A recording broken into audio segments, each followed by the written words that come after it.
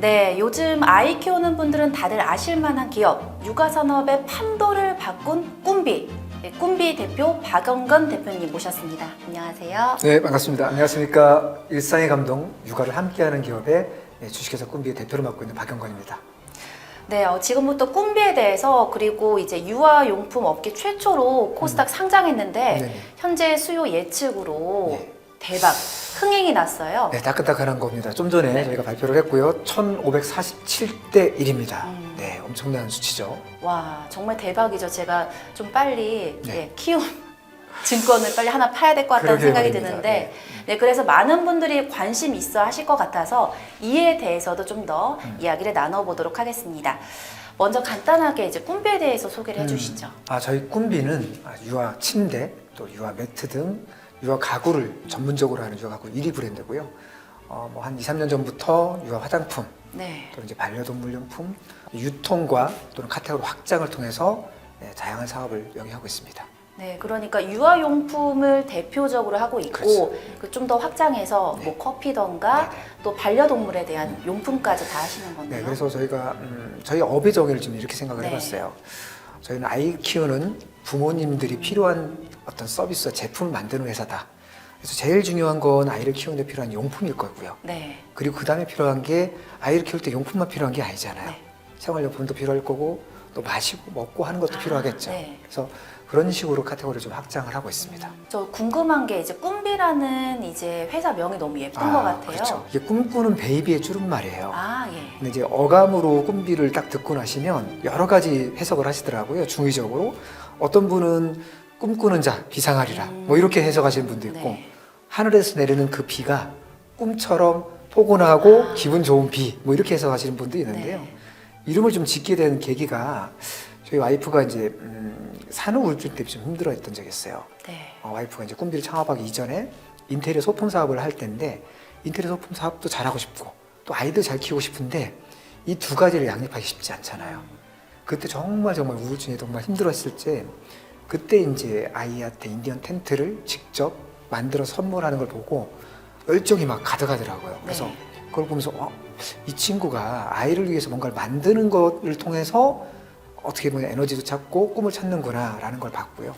그래서 우리 아이들도 이런 아름답고 편한 육아용품을 이용하면서 꿈이 있는 아이로 네. 자랐으면 좋겠다 해서 이제 꿈꾸는 베이비로 지었죠. 여기서 또 이렇게 창업하게 된 계기에 대해서 듣게 됐는데 네네. 산후 우울증 때문에 네. 이제 사모님께서 이제 시작을 하셨잖아요. 그렇습니다. 같이 공동으로 창업을 하신 네, 거예요. 공동 창업을 했고요. 현재 이제 저희 와이프 이제 디자인이나 어떤 제품 개발을 총괄하고 있는 부대표로 같이 복무를 하고 있고요. 그래서 거의 뭐 24시간 육아와 육아용품에 관련된 사업과 거의 창업 이후에 거의 8년 이상을 같이 해오고 있죠. 인생을 정말 함께 하시는 동반자시네요. 주변에서 그런 말 하더라고요. 네. 절대 가족과 같이 사업하지 마라. 네. 그 가족 중에서 제일 어려운 게 와이프랑 사업하는 거다. 네. 저도 사실 초반에는 좀 힘들긴 했었고요. 특히나 이게 업을 하는 데서 저는 전략과 마케팅, 영업을 책임지고 있고 저희 부대표 겸 저희 와이프는 이제 상품 개발과 디자인을 책임지다 보니까 서로 협업을 해야 되잖아요.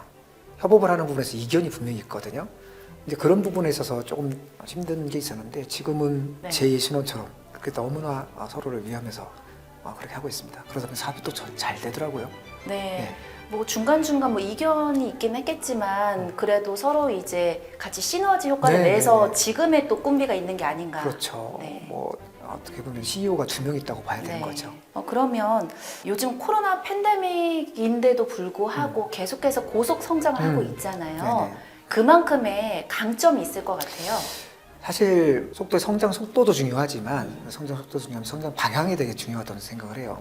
우리가 일반적으로 어떤 그 매출이라든지 볼륨을 키우는 데 집중을 하다 보면 조금 단기적인 어떤 성과를 위해서 쓰면 안 되는 것들을 하는 경우가 있어요. 네, 많죠. 예를 들면 살을 빼겠다, 다이어트를 해야겠다 할 때 이제 다이어트 약을 먹는다거나 네. 아니면 어떤 주사를 맞는다거나 뭐 이럴 수 있죠.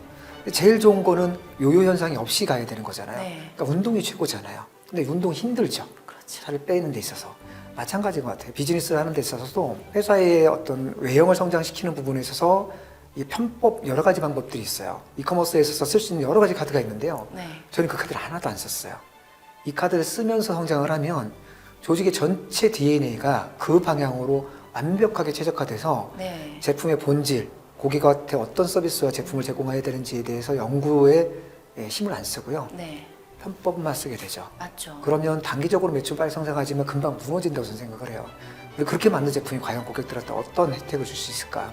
그래서 저희는 조금 어렵더라도 우리 구성원들이 정말 힘들더라도 정말 고객한테 필요한 제품, 네. 불편한 걸 해결하는 제품 중심으로 개발을 해오고 있고요. 그래서 저희 입장에서는 좀 더 성장할 수 있는 방법이 있지만 그 왼손을 안 쓰면서 오른손만 네. 가지고 성장한 네. 것 치고도 괜찮은 거다 이렇게 네. 생각을 하고 있습니다. 그러니까 고객만을 생각하는 맞습니다. 고객 맞춤형이잖아요. 네. 가장 그게 중요한 것 같아요. 맞습니다. 다른 이제 업체들, 기업들을 보면 단기간 성적만 보는데 꿈비는 다르기 때문에 그만큼 꿈맘들이 네. 그런 충성 고객들이 있는 것 같아요. 프리미엄 브랜드잖아요. 저희가 네. 아마도 업계에서 가장 비싸고 또 좀 접근하기 조금 네. 좀 고민되는 브랜드인데, 근데 그렇다 보니까 고객은 기대치가 또 높아요. 그 기대치가 높은데 실제 제품을 써봤는데 기대치를 충족 못 시킨다. 그럼 브랜드가 엄청 오래 갈 수가 없겠죠. 네. 그렇기 때문에 저희는 그 신뢰라는 단어를 되게 중요시 여겨요. 고객하고의 신뢰, 약속 이런 것들을 중요시 여기기 때문에 그 초심을 잃지 않는 게 되게 중요한 것 같아요. 그래서 저희 꿈비의 성장에서 가장 중요한 키워드는 신뢰인 것 같습니다. 신뢰. 네. 네. 근데 진짜 보면 주력 상품이 여러 개가 있잖아요. 네네. 매트도 있고 침대도 있고 이거에 대해서 조금 스토리를 풀어주시면 좋을 것 그쵸. 같아요. 애초에 사업을 처음 시작한 건 인디언 텐트라는 걸로 네. 시작을 했고요. 근데 인디언 텐트라고 하는 것 자체가 저희가 국내에서 최초로 런칭을 했어요. 네. 이게 좀 잘 팔린다 생각했는지 카피 제품하고 중국에서 OEM 생산하는 업체들이 생기면서 가격이 막 무너지기 시작하면서 네. 시장이 좀 망가지더라고요. 뭐 어떻게 하겠어요. 저희는 그다음에 유아 침대 쪽으로 집중을 네. 했죠. 유아 침대 쪽도 기존에 없던 시장인데 저희가 만들어냈어요. 범퍼 침대라고 해서. 그러면서 이제 좀 볼륨도 키웠고, 그래서 한 번 또 이렇게 고객들이 구매를 하고 만족스러워 하시니까 그 다음에 필요한 상품이 뭘까 해서 그 고객이 아이가 컸을 때 그 다음에 필요한 상품, 네. 그 사람이 필요한, 이런 식으로 이제 아이의 성장에 따라서 필요한 네, 상품 만들다 보니 자연스럽게 단골 고객처럼 이미 구매한 고객이 꿈비 써봤는데 정말 괜찮은데 품질도 좋고 아이디어도 좋고 나를 애를 키우는 데서 정말 편해, 이 학습 효과가 있다 보니까 자연스럽게 라인업이 늘어났고요. 그 결과 회사가 좀 성장을 한 거죠. 정말 아이들이 성장하는 것처럼 꿈비도 같이 그거에 맞춤형 성장을 한 거네요. 그렇죠. 네. 그래서 저희가 최근에 이제 제가 봤던 블로그 글 중에 우리 아이 꿈비로 키웠어요. 꿈비와 함께 키웠어요. 그 글이 있었어요. 너무나 뿌듯하더라고요. 네. 그 말만 보더라도 너무 이제 뭉클한데 네네. 그만큼 충성 고객들이 많다라는 네, 그렇습니다. 말씀이신 거죠. 아까도 이제 오프닝 때 얘기를 했긴 했지만 이번에 이렇게 어려운 시기잖아요. 지금 경기가 많이 침체되어 있는데 이때에 상장하는 이유가 있을 것 같아요. 저희가 애초부터 상장에 대한 그 스케줄은 다 정해져 있었어요. 네. 근데 기업차마다 이제 판단 기준이 있겠죠. 저희는 그냥 원래 우리 구성원들하고 약속했던 날짜에 해야 된다. 그게 첫 번째였고요. 두 번째는 뭐 이건 결과론적이긴 한데 증시가 작년 뭐 하반기부터 상당히 안 좋았잖아요. 네. 안 좋다 보니 오히려 단단하게 성장하는 실적주, 소형주가 오히려 스포트라이트를 받고 있는 상황이 됐고요. 네. 특히 올해 1월 들어서부터는 그게 확실하게 공모시장에서 결과가 나타나더라고요. 네. 그래서 따박따박 실적 나는데 좀 저평가되어 있던 우량주들 같은 경우가 실제 상장을 할 때 따상도 많이 했고요. 오늘 상장한 회사들도 또 따상을 했어요. 그러니까 이번에 이제 청약 경쟁률이 1547대 1 정도면 와. 저희도 충분하게 그 최소한의 요건을 갖추지 않았을까 이렇게 네. 기대를 하고 있습니다. 많은 분들이 다들 관심을 가지실 것 같아요. 네네. 근데 정말 뭐 결과를 이미 사실 예측이 되긴 하지만 그래도 정말 좋은 대박이 날 수 있다라는 걸 알 수가 있고요.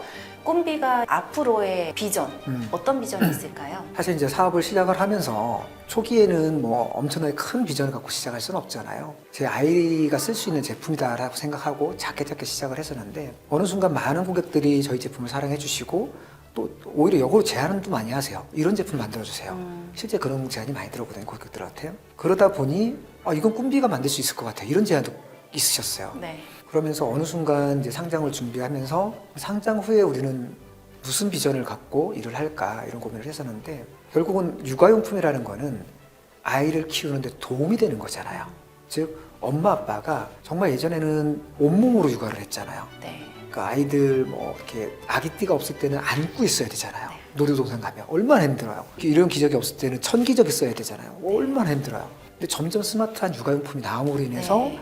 아이를 키우는 데 있어서 에너지 좀 적게 들고 밤잠도 좀 더 깊게 잘 수 있고 즉 우리가 어떤 제품을 만드느냐에 따라서 엄마들의 삶의 질이 달라질 것이고 그 삶의 질이 달라짐으로 인해서 그 가족이 훨씬 더 행복해지지 않을까 이런 생각을 했어요. 그래서 저희가 할 수 있는 거는 정말 아이디어도 좋고 R&D를 통해서 좋은 제품 만들어낼 수 있으니 우리가 하고 있는 아이템 이외의 다양한 카테고리로 우리의 능력을 좀 더 펼쳐서 더 혁신적인 육아용품을 통해서 아이를 좀 더 편하게 키울 수 있는 환경에 기여하자.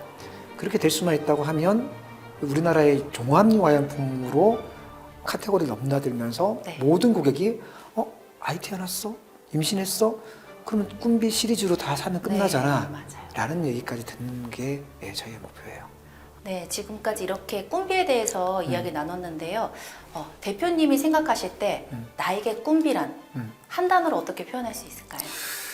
저한테도 그렇고 저희 고객한테도 그렇고 친정엄마 같은 그런 존재였으면 좋겠어요. 저도 아이 둘을 키우면서 사업을 했어요. 와이프랑 같이. 네. 그러다 보니 뭐 가사 분담, 육아 분담이라는 게 아니라 분담이 아니라 같이 육아를 할 수밖에 네. 없었고 아이가 좀 열감기에 걸리거나 힘들면 어떻게 일을 해야 되는데 안 되니까 아이를 껴안고 같이 일을 해야 되고 네. 근데 그만큼 육아라는 게 쉽지 않잖아요. 근데 우리가 만나는 고객도 저보다 더 힘든 고객도 더 많을 것 같아요. 네. 그러다 보니 이분들이 힘들 때 의지하고 기댈 상대가 누굴까? 친정엄마잖아요. 그러니까 친정엄마 같은 경우는 바라는 것 없이 엄청나게 해주잖아요. 그래서 저희가 가고자 하는 방향은 우리 고객들한테 친정엄마처럼 든든하고 힘이 되는 회사가 됐으면 좋겠다. 저한테도 꿈비가 그런 존재고 우리 직원도 그렇게 될 수 있는 회사를 만들려고 좀 노력하고 있죠. 네, 육아를 하시는 엄마 아빠뿐만 아니라 대표님과 직원들한테도 맞습니다. 그런 든든한 친정엄마 같은 꿈비가 되길 바라고요. 지금도 그렇지만 앞으로도 계속해서 친정엄마 돼주셔야 됩니다. 네, 뭐 제가 남자긴 하지만 네. 약간 좀 여성 그 DNA가 좀 있어요. 열심히 하도록 하겠습니다. 네, 지금까지 이제 꿈비 박영건 대표님과 함께 꿈비에 대해서 그리고 상장 이야기까지 나눠봤는데요. 이 청약 관련 정보는 영상 및 하단에 확인하시면 될 것 같습니다. 마지막으로 박영건 대표님 네. 한 말씀 부탁드릴게요. 네, 앞서 제가 저희 회사 소개 좀 드렸고 앞으로 어떻게 할 건지를 말씀드렸어요. 이렇게 미디어를 통해서 제가 직접 말씀드리는 건 저하고의 또 약속이고 이 꿈비가 진짜 친정엄마 같이 엄마들 곁에서 든든한 육아를 함께하는 기업이 될 수 있도록 많은 관심과 성원 좀 부탁드리겠습니다. 지금까지 한경진 스튜디오의 한경진 네, 주식회사 꿈비의 대표 박영건이었습니다. 감사합니다.